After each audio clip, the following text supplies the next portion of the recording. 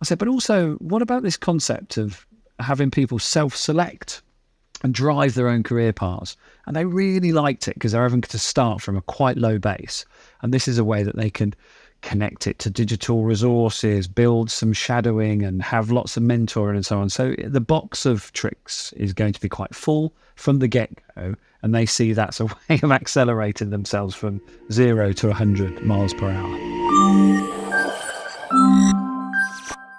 Hi, I'm Sylvia Milverton, CEO of Links Educate. This is Talent is Everywhere. We're here to talk about how to keep talent and how to develop talent in order to build a strong business. We'll interview leaders to hear their best experiences of how they invested in people.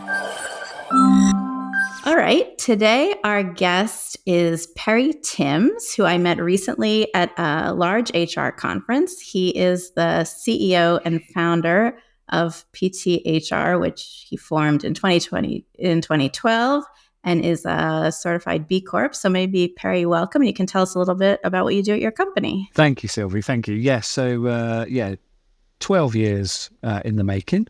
And we stand in the sort of organizational design and development space, I suppose, as a sort of primary focus of what we do. But we believe in very purpose-led organizations and how they help people find their sense of meaning in the work they do. So that's a lot of our work.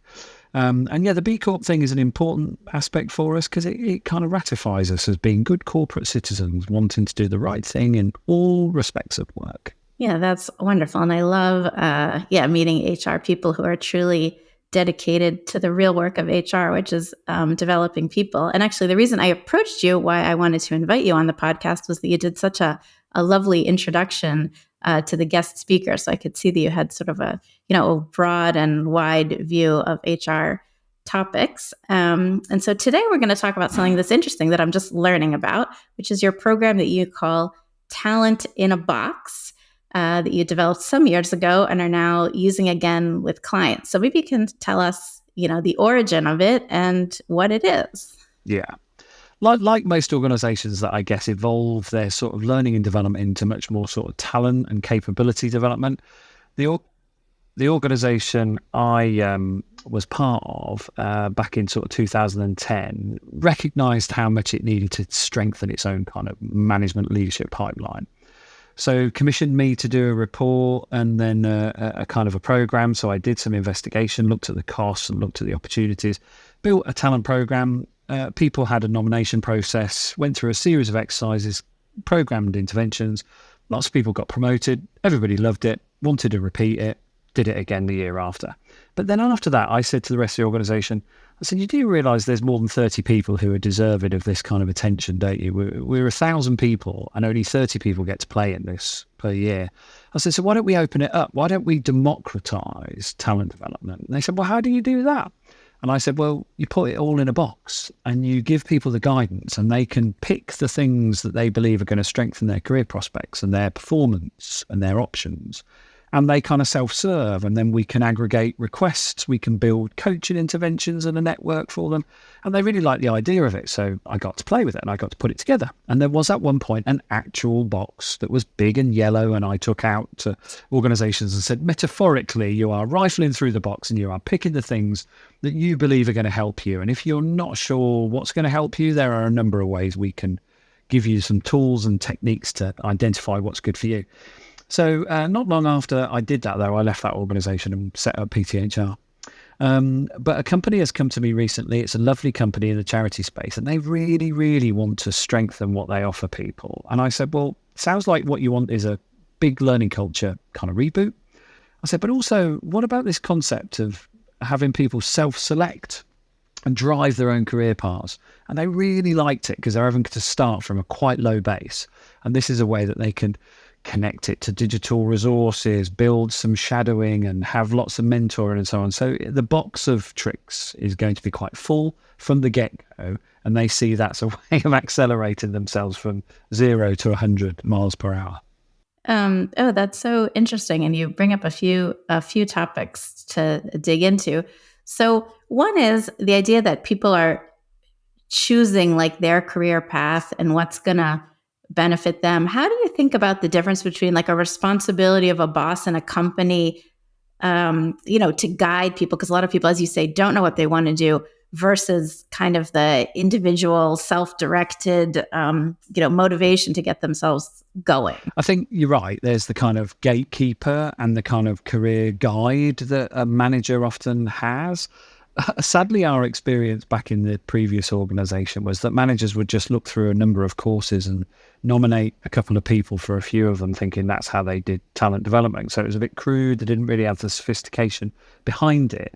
And so despite efforts to try and help them become more talent coaches and so on, they felt almost like a little bit too busy, and they were a little bit kind of hoarding their talent as well, actually. They didn't really want to let it go. So we thought, well, we'll take it away from you and we'll give it to individuals who can then sort of drive those conversations. And the important thing we wanted to make sure people were aware of was that this is not about exit routes purely. It's about what can I do more for the team, more for me, and I can grow and I can look out for some of the work that you do. And when we said that's the kind of output we want, managers were like, oh, wow, I didn't realise that. It's like, well, no, that's what you should have been doing. But we drove it from a sort of demand-led perspective from their team members, rather than them being the gatekeeper and restricting access, because they've got a lot of work to do and they don't really get what good talent and sort of learning identification should be. So we took it away from them, and that's where it worked really well. Yeah. And so maybe, like, to summarize, which is something I super agree with. I mean, the difference between shoulder tapping and hand raising. So it's like, allow the hand raising because that's where you're going to get the motivation, but put the structure in so that you're not just saying, well, we're leaving it all up to the individuals. And if they haven't managed their career, well, there's nothing else I can do. So it's giving them resources, but give them the space. Exactly that. Some of the guidance we put together was very comprehensive for people who were going to want to step into this space, by saying, look, this is not an excuse for you to absolve yourself of the day job to suddenly go on like a learning safari for the next 3 months. This was about you being able to manage it in balance and understand the time you need to put in and what that needs to do for recompense around your colleagues who are covering for you whilst you're doing a shadowing assignment for a couple of days. So it strengthened the fact that people took responsibility for anything that involved the learning side of things that took them away from their core accountability. And then teams developed a little bit more of a, well, if I do that for you, I might need it in the future. So therefore we can trade favours. And it brought a little bit more kinship into the equation, rather than, oh, they're off feathering their own nest and they don't care about us. We made it very much more socialised and very much more participative, but with accountability and responsibility for everything around them. And that seemed to mature people a little bit more about what learning's about, rather than just this kind of, oh, I'm playing hooky for the day. It's like, no. This is about what you're going to go and what you're going to give back. And some people took a responsibility to learn something, not just for them, but to bring back and share with the team. And that never used to happen. So we saw a really nice socialized impact to this, because people were making conscious choices and having to trade with their colleagues. So that was a good thing. Interesting. And so something about like creating a learning culture means more than just providing resources. It's like that people have the motivation to do something, that they think of it, that they know the organization is supporting it, and that there's almost like, I guess it's like in the flow of work. Like the way we work here is that we have a group that gets together and here's takeaways from somebody else's experience. Massively so. We created a little bit of tech infrastructure in the previous organization, because things like social networks like Yammer and stuff were really, really early in their inception. So we didn't have them. So we created a bit of social space where people could come and create little communities of interest and practice groups and so on. So, what we found is people who were geographically dispersed, but were all into, I guess you'd say, kind of stakeholder management or market research, came together more regularly online to share information, share insight, and learn together. And it was almost like, well, we didn't expect that, but it was great that we provided it because it grew by its own nature. So people took responsibility. Back in the day, we might have called them action learning sets, but they were always very difficult to engineer and administer and drive forward. But in this example, people took responsibility and built their own learning communities. And it was a joy because we didn't really drive it. We just let them play in that space. And then, so I want to, before I get to that, when you talk about the problem started, the 30 people that were involved versus the 1,000 in the organization, this is an issue that I think about all the time. Like when people all the time talk on LinkedIn about retaining talent and top talent. But I also kind of feel like, what companies need are people. Like not everybody is the top, but every job needs to be done by somebody who should come to work ideally motivated, happy. Maybe it's not their entire passion, but we need people. And there's something that happened, I don't know, in the companies or in our way of speaking, is that it's only important to invest in the highest people. How did you solve that? Yeah, I mean, I think we did obviously set a bit of a precedent with 2 rounds of a high potential type program, and then people expected it to reappear, and they're like, oh, I missed my chance. But then we said, look, no, you haven't at all. This is now your chance to assemble your own version of it and drive an agenda that isn't just one we can see for you. So there was a bit of a trade-off of that.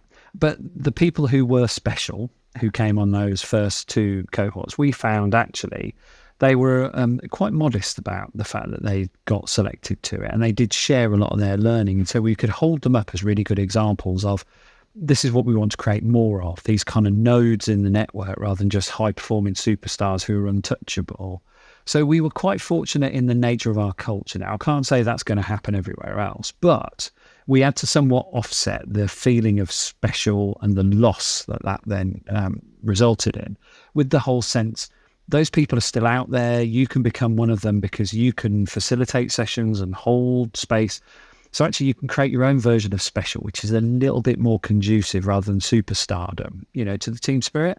And so, yeah, we listened to people's, I guess you'd say, sort of concerns and feeling of loss. And we sort of turned them into a positive, and we supported them. So there were people who were saying, well, I would have been on this program, but what I'd like to do then is I'd like to convene a group of new starters and I'll look after them. And it's like, great, we'll support you with that. Here's some materials, da-da-da.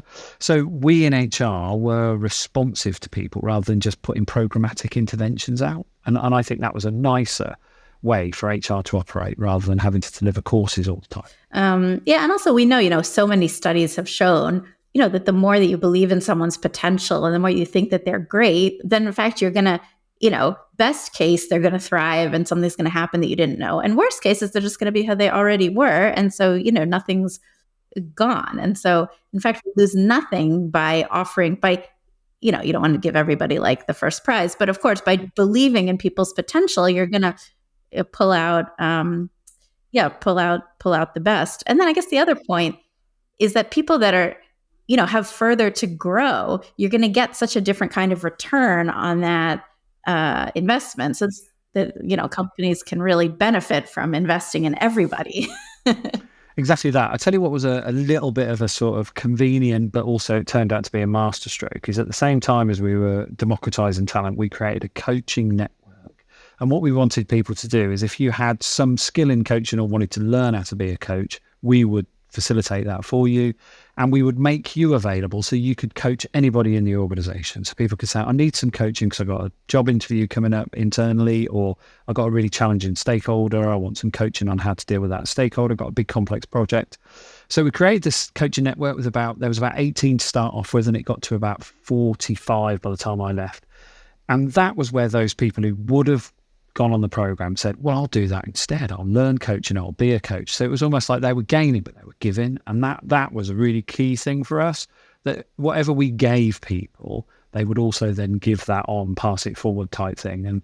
And that proved to create real social capital, because I know there were a couple of people who actually then went on to become very much better leaders because they'd got good coaching skill. Mm-hmm. And then back to 12 or 15 years ago when you started your talent in the box, like physically, like what was in the box? Like, would you have like manuals or books, or what was it? It was obviously sort of pre-AI. So it was about people having to understand, what am I after? So we did a lot of mapping. So if people said, I want to get better at having awkward conversations, so they would come in with that, and they would be able to use like an intranet search. And we would say, here's some videos, TED Talks and so on. Here's some materials. And if you wanted to, here are a couple of courses that we can do. And we would deal with it on demand rather than book, and people had to wait for months. So we did that. And then what we found was people would let us know if what they found wasn't suitable. So then we would go out and research something else, put it in the box. So the box was constantly growing by feedback. But we kind of stocked it up as much as we possibly could with things that we wanted people to consume. Now, these days, we might call that like a Netflix of learning, because it's just loads of content. But back in that day, it was that content was available by web search, but probably not to the extent that it is now. And so we just curated it really strongly to the organization's values and the competency kind of profiles that we had.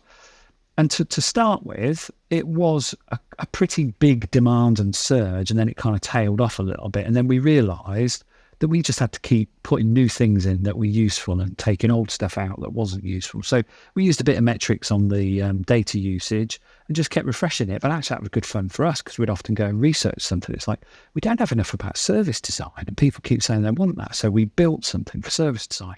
So those kind of things were really good because we felt like we were then responding to demand that wasn't just like a manager's filter on inefficiencies in a team. It was individuals going, this would really help me because, and then we'd go research it and provide it. So it was a bit of manna from heaven when it comes from learning professionals getting to the heart of what do people actually want? This gave us all the insight we possibly could. So the box was full of mapped materials, support, and options. Yeah. And then how do you think about, today, obviously the internet is vast, AI is vast, like content is like the least of our problems. In fact, probably you'd say the problem is there's too much content and how do you curate it? Like, what are your thoughts on tools that are out there, like the LinkedIn Learnings and the Coursera's and the, Workday Learning? What do you? Yeah, I mean, they're brilliant. They're brilliant because they're so ubiquitous and available. And I don't think there's a topic not covered by something in beginner level or advanced or whatever it might be. So I think if you're providing that sort of thing, you've got to be augmenting or contextualizing some of that because you can just consume vast amounts of generic content. So you're right, content's not the issue anymore. I think if I were to do this, well, I am doing this program for a client now. And I'm looking at it very differently because I'm not stacking the box full of content. I'm stacking the box full of guidance for how they can help themselves and socialize their learning and do things differently. So, for example, we won't be putting a training course request in there. We'll be saying, here's how you can create your own simulator if you want to have a difficult conversation and work with somebody. So there's something in the nature of the sort of specifics of what people can do. They can find the content anywhere. So this is much more kind of gilt-edged, almost white glove, but friction-free service in this box we're going to create. And it'll have to reflect the organization's uniqueness because all that generic content doesn't reflect that. So this will all be massively contextualized. So we're currently absorbing every sort of cultural facet of this organization as much as possible. So that if you're a new starter, you can look at this box of tricks and go, I can start with this now because it's all relevant to me. So we can revolutionize onboarding and everything. So it's very much now not about content and very much about context and about real gilt-edged kind of interventions and support for people. So that's where it'll be different this time around. In 10 years, it shifted that quickly, that much. You're right. No, that totally makes sense because I talk to companies, like we have a learning solution. And so, of course, they all have many different learning platforms. And a theme I feel like that comes up a lot is just like intentionality and strategy. It's like, okay, we want to develop career pathways. We want to promote internally. We want to help people get from this job to the next job. But then it's like, okay, what's the strategy behind that? And often you find, and they'll say, like, we have LinkedIn Learning, we have Skillsoft, we have this, and there's still a gap. And maybe the way to articulate that gap is what you just said. It's the context around, in fact, we don't need any learning tools. We could just probably use YouTube for anything. Yeah, exactly. And I think there is something about learner generated content that we've all been sort of hopeful that would shape more. And in some cases it has, and in some it hasn't. So I know engineering companies that have field representatives are used to videoing stuff on their mobile device and then sending it back and it gets indexed and searchable so people looking for that fix can find it. So I know that stuff exists. But I think this is where we can probably get people to reflect what I've come to know as idiosyncratic practices, little hacks they do to get a result that they want to share with people so that when they move away from that job, they can kind of inherit all that wisdom. And I think that's the nature of what something like this would provide, not just career paths, but almost like an organizational wisdom repository. Something like that would be so valuable, but it's also so much like opening up the organization's knowledge base to anybody who needs it and can find it. So yeah, I think it's got a bigger, more replicable sense than it even was when I did it like 10, 12 years ago.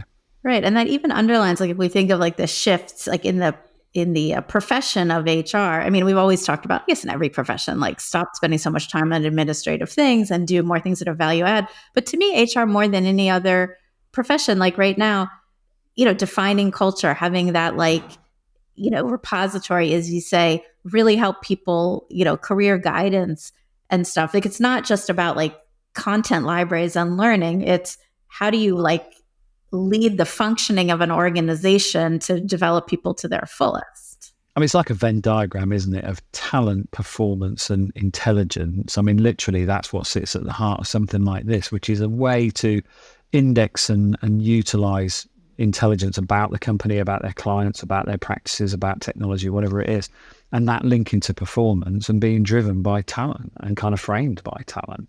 So I think, that's probably a sweet spot that we know a lot of learning development professionals are really, really trying to get to, and they're perhaps pulling the levers on performance and they're missing out on the intelligence. They're perhaps over-indexing on talent, missing out on intelligence.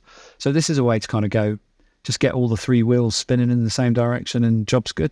Right. And I guess that's what clients are asking you to do for them, is to sort of connect the dots and not think that there's one magic platform that's going to solve all these problems.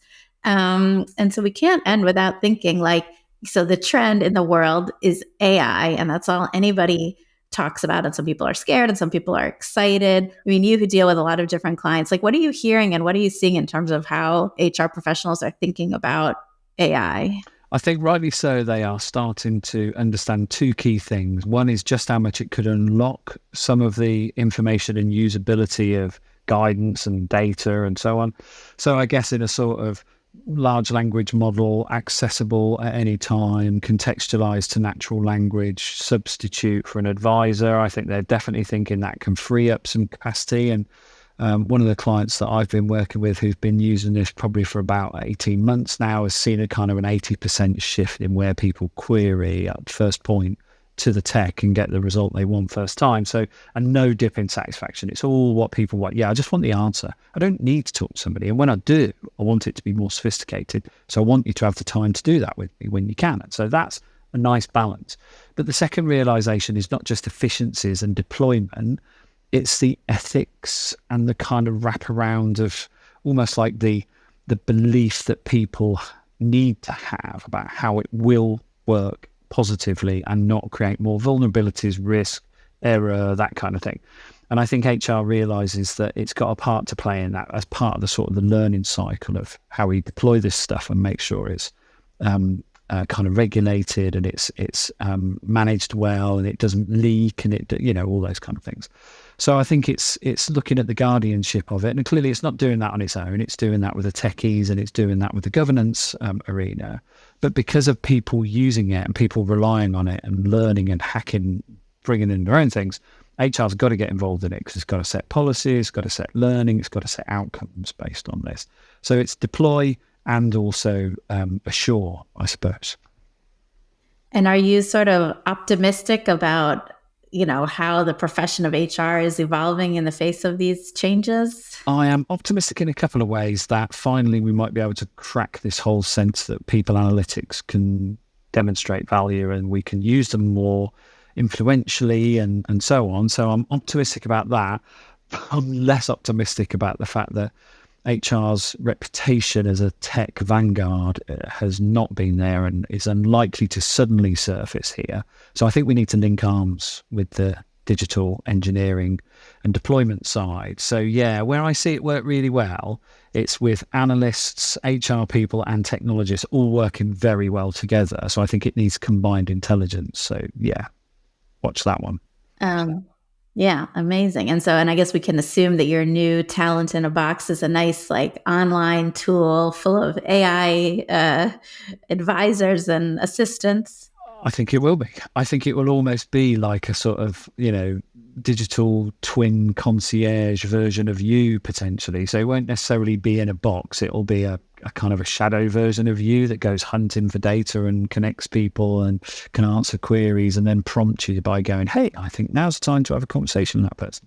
So I can see it helping us when the sort of almost like the bot is programmed to our advantage. I can see that happening because we can also then say to the bot, Don't just give me stuff that I normally look at. Give me some random stuff so that I make sure my field of vision is pretty broad.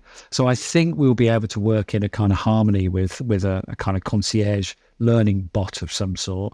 Whether it's a real thing or we just deploy it through a tool, I don't know. But that's where I think, I don't know, maybe 2040, 2045, that's what we'll all be doing. Wow, exciting times. Well, thanks for this. So if people want to hear more from you, I guess they can follow you on LinkedIn. And I know you have a few books. Maybe you'd like to mention some other places people can find you. Yeah, exactly. So the books are available at koganpage.com, Transformational HR and The Energized Workplace. I've got a couple of TEDx's you can find on that site there. And LinkedIn and pthr.co.uk, and you'll find out all about us. Thank you, Sylvie. Lovely. Well, thank you very much, Perry. This has been a great pleasure. Thanks for listening to this episode of Talent is Everywhere. Make sure to subscribe if you like what you heard and give us a follow on LinkedIn to continue the conversation on all things career mobility and talent development. Is there a topic you'd love for us to cover in a future episode or a guest you'd recommend? Drop us an email at hello@linkseducate.com. And if you're looking for support on your talent development strategy, head over to linkseducate.com to learn more about our career mobility solution. That's lynxeducate.com.